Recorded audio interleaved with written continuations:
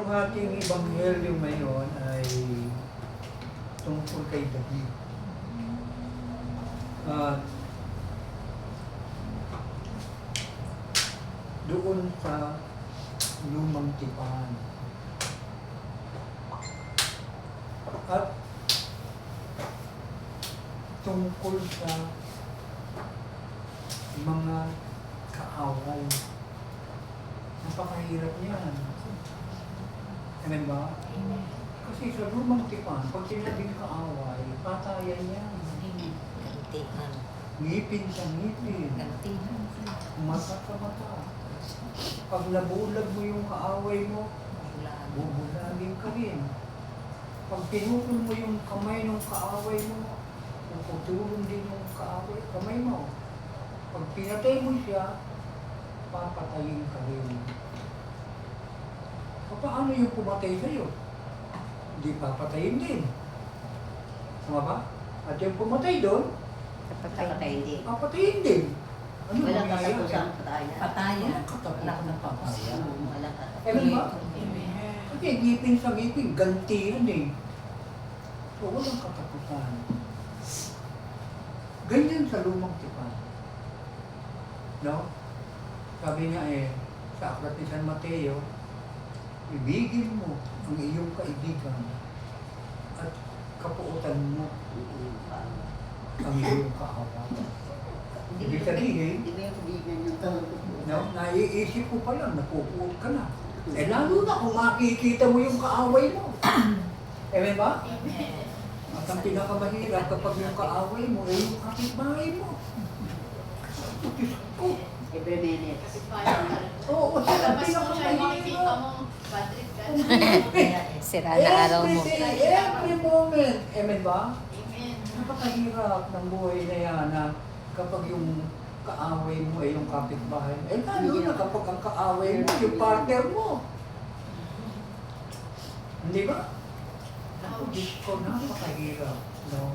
Kaya nga, sa lumang tipan, problemang malaki ang kaaway. Pero sa New Testament, hindi na yan problema. Bakit? Kasi binabo ng Diyos yung utos. Ako ninyo? Kaya nga, yung mga utos sa lumang tipan ay nababago. Huwag na kayong magtaka. Magtataka pa kayo. Iba yung utos ng panahon ng lola mo. Iba yung utos sa ating panahon. Amen? Amen. Magkaiba yan. Ano ang utos sa bagong tipan? Ibigin mo ang iyong kaaway. O di wala nang mag-aaway. Bakit? Ibigin mo ang iyong kaaway. Sino pa mag-aaway? Kapag iniibig mo na ang iyong kaaway, tapos na ang usapan. Kung susunod, kung merong susunod. Oh, at sino yung sumusunod?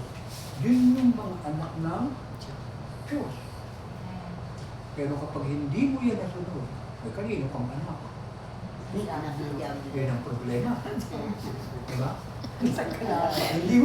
Hindi mo masunod yung utos eh. Doon pa lang sa utos na yan, napakasimpleng utos, ibigin mo ang iyong kapwa, hindi mo magawa. Ibigin mo ang iyong kaaway. Pinakamahirap gawin. Amen ba? Napakahirap gawin. Oh. Pero, anong sabi nga? Utos to ng Diyos. Binago yung utos. Bakit? Para ang daigdig daw ay napakagulo. Tapos dinadagdagan niyo pa. Sino nagdadagdag? Hindi yung ayaw tumigil sa pakikipag-away. Dinadagdagan mo ng gulo. Magulo na nga ang daigdig. No? Nagagalit na nga yung mga bulkan. Dinadagdagan mo pa ng galit. Oh. Kaya magtataka kayo. Kaya brother, ako ng init ng panahon. Paano laging mainit ang ulo niyo?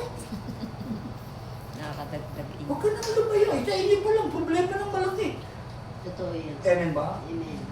Eh bakit nagkaganon? Kasi hindi tayo nakatingin doon sa utos ng Diyos. Ibigin mo ang iyong kaaway.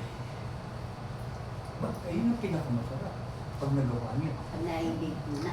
Pag naibig mo na, ibig sabihin eh, puno ka na. Yung sinasabi ng ating kapatid na, parang hindi pa naman ako puno. Kaya samantalang lahat ata ng seminar eh, naatinan mo na. Kaya Punong-puno ka na ng pag-aaral. Eh, lahat ng AEIO, baby, bobo. No? Pinag-aralan mo ng lahat. Pero ano sabi ng Panginoon? Kulang pa. alam ng Diyos yun eh, no? At ano ang kulang? Yung sinasabi niya, guro, kaya yung paglagong spiritual. Kasi yung paglagong spiritual, yan ay nasa puso.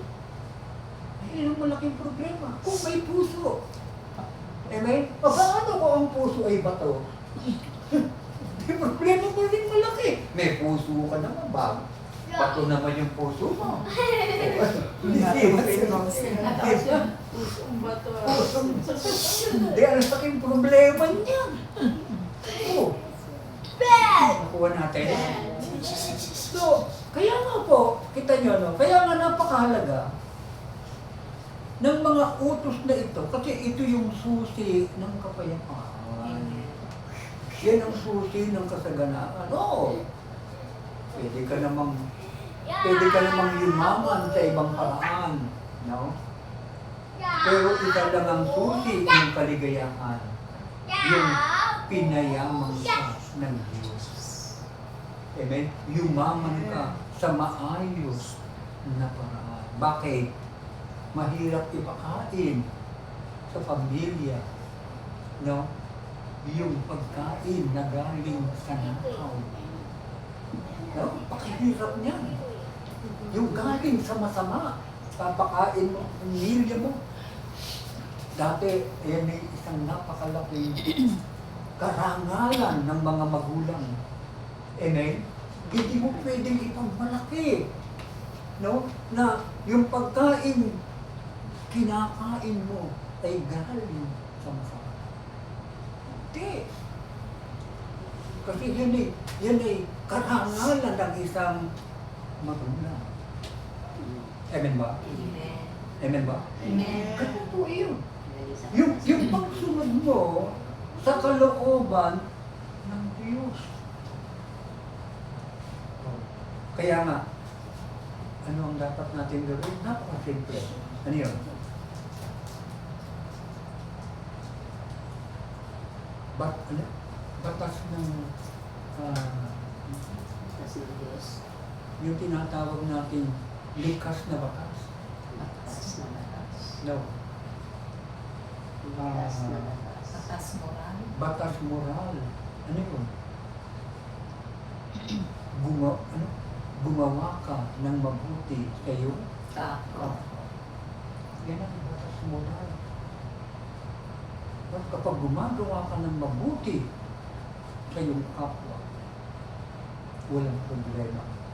Amen ba? Amen. At ng mabuti, gawin mo. Walang problema. Magkakaroon lang tayo ng problema kapag gumawa ka na ng masama sa iyong Kapwa. Amen ba? Amen. Hanggang mabuti yung ginagawa mo, walang problema. Kaya, bawal gumawa ng masama o sa ikasasama ng iyong Kapwa. napakatindi ng batas mo yun, Diyos ko. Kaya nung panahon namin, isinasa ko pa yung mga bata. Eh ngayon, hindi na pwede. Hindi na pwede. Titigan mo lang yung bata, bulihin na. Ikaw pa yung ano. Makatanggal ka sa pagka-teacher. Amen? Dati, lumilipad yung ano eh, yung pambulit. Ingay nyo, ha? Amen ba? Dati, meron pang mga stick, yung mga teacher. Ako tiga din eh. Eh ngayon, hindi na pwede yun. No? Bakit hindi na pwede? Kasi yun ngayon ang tama. Hindi mo pwedeng takutin yan. No? Tinuturo mo yung pagkatakot. Hindi pwede. Ang dapat mong ituro yung pag-ibig. No? Turo, baguhin mo yung kanyang pag-iisip. Hindi takutin mo yung kanyang pag-iisip. Pinakamahirap. Nakatamo yun? Pinakamahirap talaga. Pero nakikita natin, no? Tumatakbo natin, kasama natin sumasayaw, kasama natin nagtatagod. Pero lahat tayo tahimik na. No? Pinakikita yung pang-unawa sa lahat ng uri ng sitwasyon. Hindi pwedeng didilatan mo ng matayan. Kasi pag dinilatan mo ng matayan, mas malaki ang mata niya. Didilatan ka din. Eh, ba? Mas matapang. Yes. Kasi po yun eh. Nakuha natin. Kaya nga kung ano yung tinatanim mo sa iyong kapwa, ayun ang magiging resulta.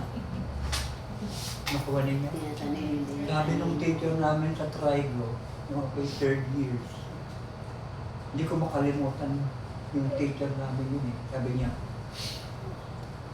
ako ay terror akong teacher. Lahat kayo babaksak. Diyos ko, kung pasa pa lang ng klase, lahat kayo babaksak. Kaya nga nung third grading na, 3 lang kaming pumasak. Aliyang si brother. Oo, eh, mathematic eh. Ay, 3 lang kaming pumasak. Kaming daming bumaksak. Di ganun kadali, no? Na minsan maganda yung layunin ng teacher. Di ba? Layunin mong pumasa lahat eh. Gusto mo yun eh. Pero layunin mo yung takutin. Estudyante. Ayun, hindi natakot. Eh, ang problema. Hindi nakapasa. Hindi nakapasa eh. Oh, sino ipapatawag sa opisina? Ang teacher. Ano nangyari dito? Bakit ang daming estudyante? Kunti lang nakapasa. Saan may problema? Kung may problema ba yung estudyante? O baka ang may problema yung teacher. Baka ang problema tayo. Hirap nun, no? Oo nga, brother. Tayo pala may problema. Tayo may problema. Bakit hindi lumalago si Nel? Tayo pala. Bakit hindi lumalago si Onelia? Tayo pala. Tanungin natin yung ating sarili, ba't tayo hindi lumalago? Bakit natin hindi kayang tumunod? Kasi kulang yung kapunuan sa Espiritu Santo. Kita mo, ang ating goal ngayon, monthly seminar. Dapat pupunta yan eh. Dapat pupunta. Pero hindi magawa. Buti nga ngayon, kita nyo, pinakita ng Diyos. O sige, bawasan lahat ng gasto. Bawat lahat.